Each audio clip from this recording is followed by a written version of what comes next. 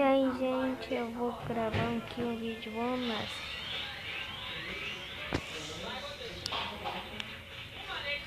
oh yes.